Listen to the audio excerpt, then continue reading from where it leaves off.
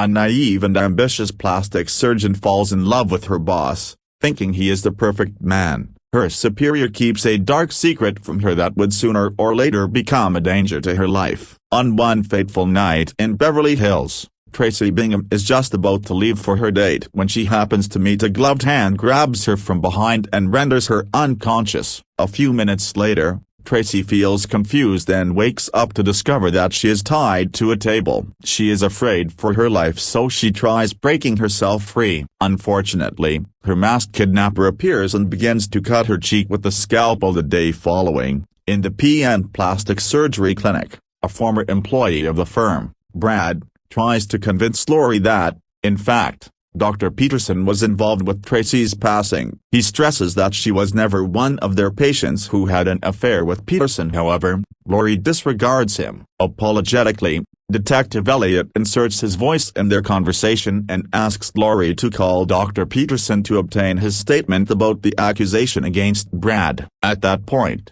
Caitlin Harkin arrives, and she is shocked at the commotion. Lori thinks she is a customer and is apologizing for the embarrassing scene. Caitlin makes it clear that she is the new resident, which does not go unnoticed by Brad. Before he goes away, he cautions her about what lurks in the shadows beyond the clinic. Since Brad has a bad reputation in their practice, Lori ignores him and just welcomes Caitlin warmly. She then takes Caitlin to the co-founder's office so that she can introduce herself. Upon entering the room, Caitlin exclaims about how excited she is to work with Dr. Nichols, but she doesn't care about her. After visiting the strict surgeon, Caitlin happens to bump into Dr. Jacob Peterson, one of the founders. The man is happy to finally meet her in person, especially since she's his favorite professor's daughter. He advises her to take her first day easy as he'll integrate her into their sessions tomorrow, which makes Caitlin excited to be part of it. The next day at work,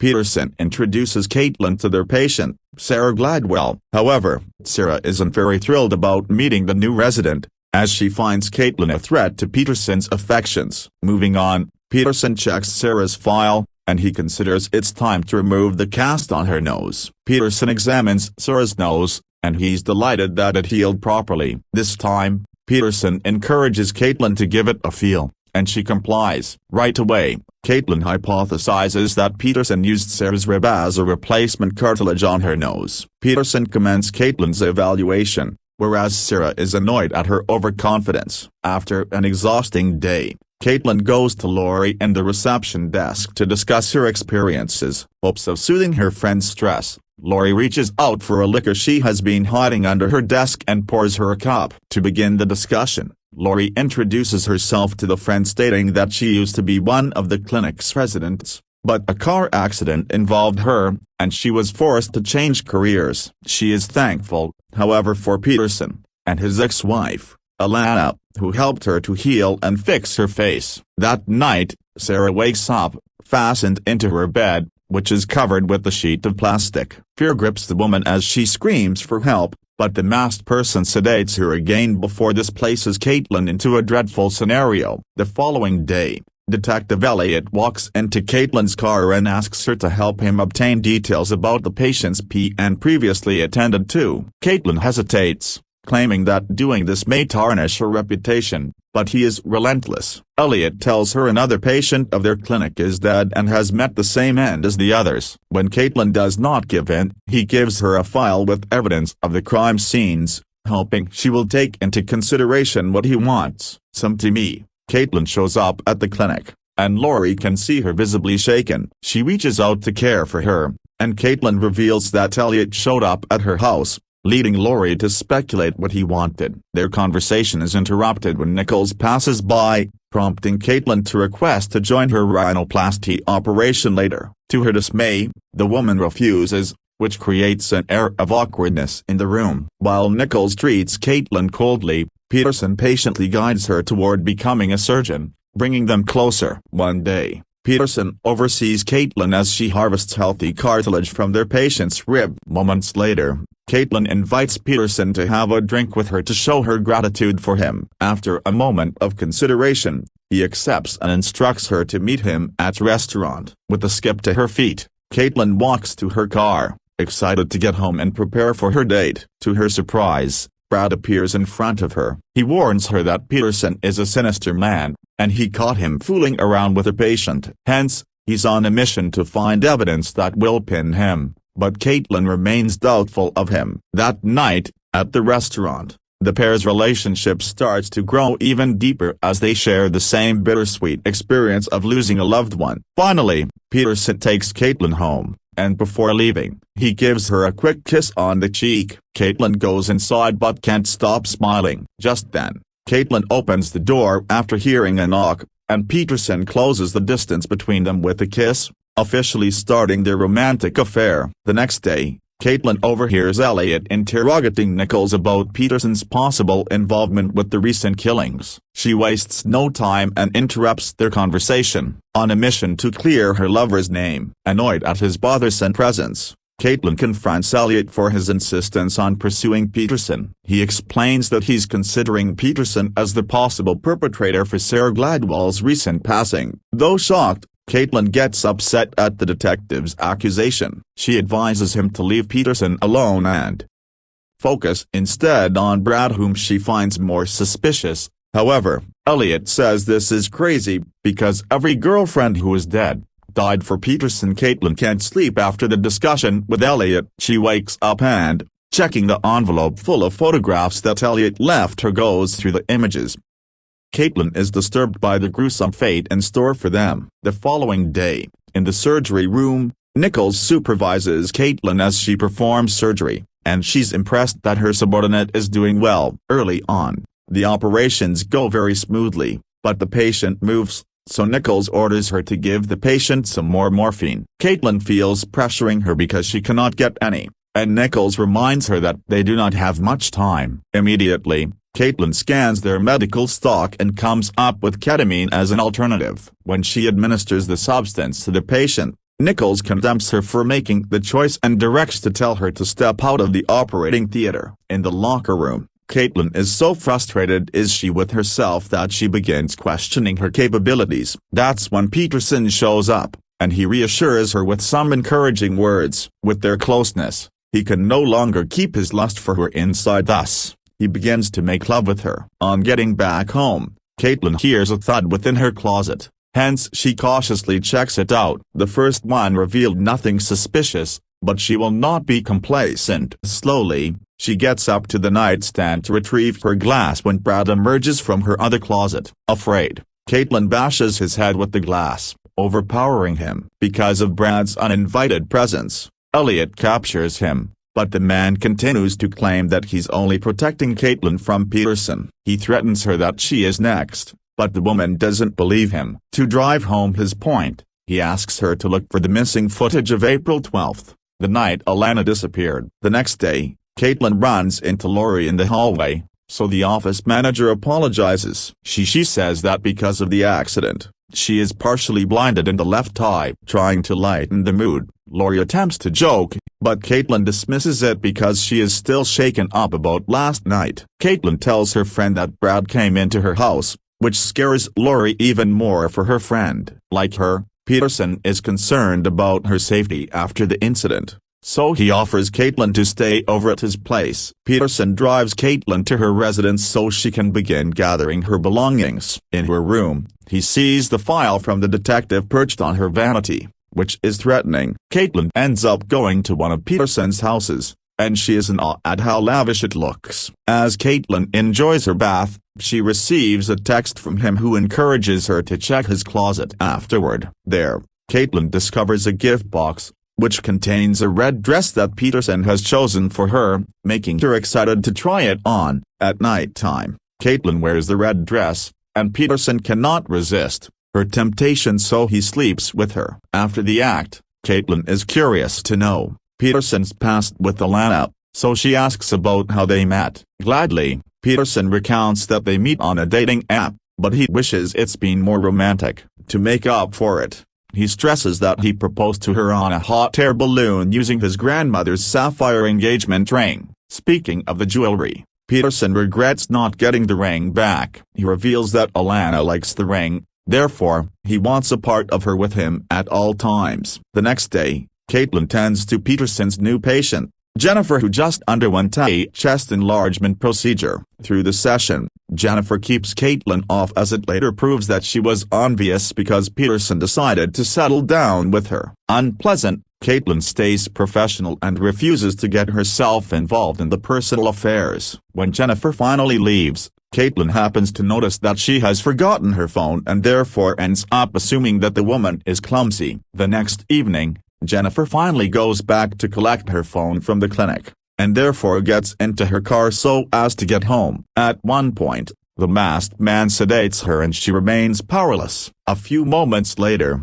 Jennifer is scared to death because the kidnapper starts peeling off her skin layers somewhere else. Caitlin is searching the cabinet, hoping to find Alana's pictures. She is interested in knowing her. Suddenly, she hears Peterson's arrival, forcing her to pretend that she's asleep. This happened the previous day. The following day, Caitlin reports to work, but she is shocked to see that the authorities have flooded the parking area. Immediately, she approaches Laurie, who's standing with Dr. Nichols and Detective Elliot near Jennifer's car. She wonders what happened, and Elliot informs her that Jennifer has passed away. Now, the detective interrogates the woman about their whereabouts last night. Laurie says that she's with Dr. Nichols and Peterson in the office. On the other hand, Caitlin informs him that she left home early because she's still rattled by the home invasion she experienced. Laurie suggests they look at the security footage, but Elliot dismisses it because everything past noon has been erased. Because of this,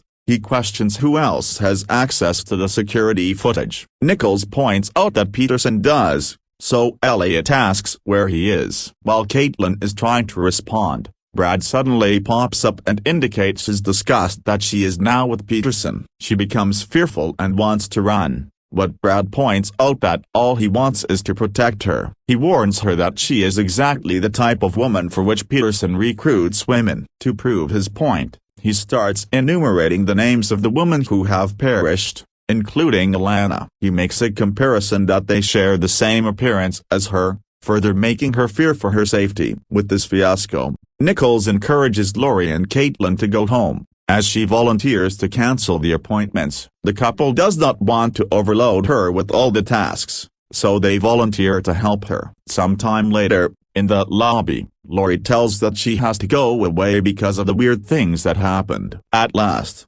being alone, Caitlin goes to the records room and collects all the documents on the victims Brad spoke about. As she reads through the case files, Nichols steps into the room and gives her a disapproving look. She is reminded by Nichols that it is not her place to solve the case. Caitlin turns to Nichols curiously, asking for her opinion about whether Peterson could have committed those wicked acts. She believes that it is impossible as she has known him for 12 years. However, Caitlin feels that something is missing, and the date that Brad keeps on mentioning bothers her. She hypothesizes that April 12th was the date when Alana went missing, and the security footage mysteriously disappeared. Wanting more information about the woman, Caitlin inquires Nichols about Alana's maiden name. Her superior reveals that it's Lorik, so Caitlin keeps it in her mind. Out of the blue, Nichols apologizes to her for being hard on her. Despite this, she believes that Caitlin will be a brilliant surgeon, which she appreciates. Just after Nichols leaves,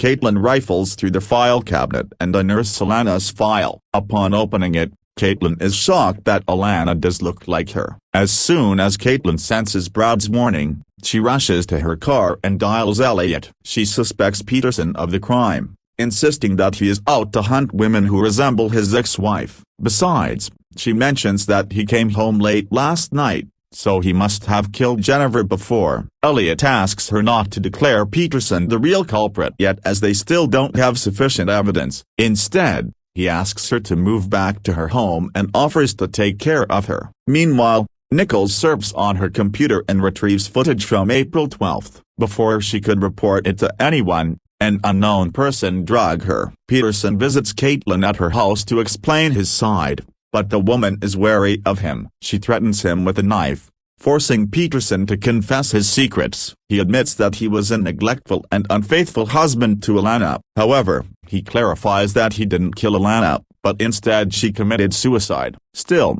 she does not believe him, and Caitlin asks about the missing footage, but Peterson tells her that he doesn't know anything. Then, Caitlin asks if he was involved in the killings, but he says no and thinks that perhaps someone is framing him. In this point, Peterson tells Caitlin that he is sincere about his feelings for her. Before Caitlin can respond to his words, Elliot materializes, and he subdues Peterson. Later, while in bed, Caitlin receives a phone call from Lori, who seems to be in harm's way. Worried, she quickly gets ready and seeks help from authorities. Upon entering the clinic, Caitlin attempts to search for Lori but cannot find her anywhere. Hoping for another body, she heads to Nichols' office. To her horror, she discovers that Nichols is already dead, with the left side of her face skinned. As if on cue, Caitlin hears Lori's cries for help, so she follows her voice to find her location. Inside the surgery room, Caitlin rushes to Lori's side,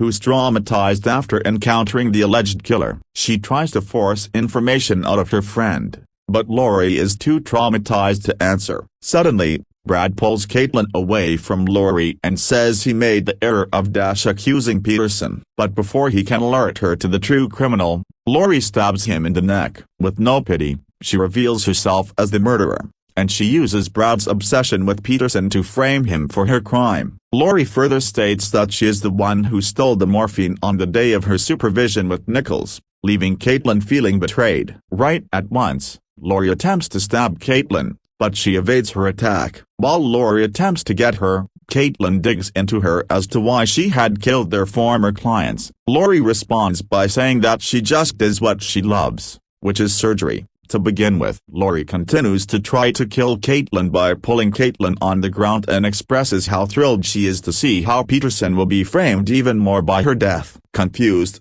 Caitlin asks Lori why she's being so persistent in damaging Peterson's reputation. On his part, at that juncture Peterson arrives to clarify that she does it all to avenge her failed medical career. The doctor then proceeds to advise Lori to embrace other fields in medicine, which Lori is more insistent and persistent that she wants to be a surgeon. She bears a grudge against him not trusting her about still having it in herself. No matter how hard Peterson tries to convince Lori that they can still resolve things, the woman is too blinded by anger, so she stabs him. Afterward, a struggle for the scalpel transpires between Lori and Caitlin, but she's able to overpower her. Helpless, Caitlin pleads with her friend to spare her, but Lori is determined to finish her plan. When she is set to kill Caitlin, Elliot manages to appear in time to shoot her fatally. 6 months after that, Caitlin and Peterson are still living together as they rekindle their relationship. As she gets ready for the night's date, Caitlin can't seem to find her favorite heels, so she looks under the bed. To her amazement, a mysterious jewelry box is lying under there. Because of her curiosities, she takes hold of it. Upon opening the box, she finds out it is Alana's ring. Peterson now enters the apartment to ascertain if she found her missing high heels. She shows him her jewelry, an act that was unexpected for Peterson. He, in turn, tries to snatch from her the said ring, but the resentful Caitlin forbids him. Bravely, she accuses him of killing Nichols because she remembers her left face was skinned. On the other hand, Lori's casualties are all injured on the opposite. Moreover, she finds it strange that he was at the office that night, but Peterson lies that he was there to save her. Caitlin shows him Nichols' necklace, that pressures him to admit the truth. In a sinister way, Peterson reveals that he killed Alana after she caught him cheating. He then discloses that Nichols has recovered the security footage, so he killed her before it could ruin his reputation. Now that Caitlin knows all of his darkest secrets, Peterson smothers her face as he has to silence her.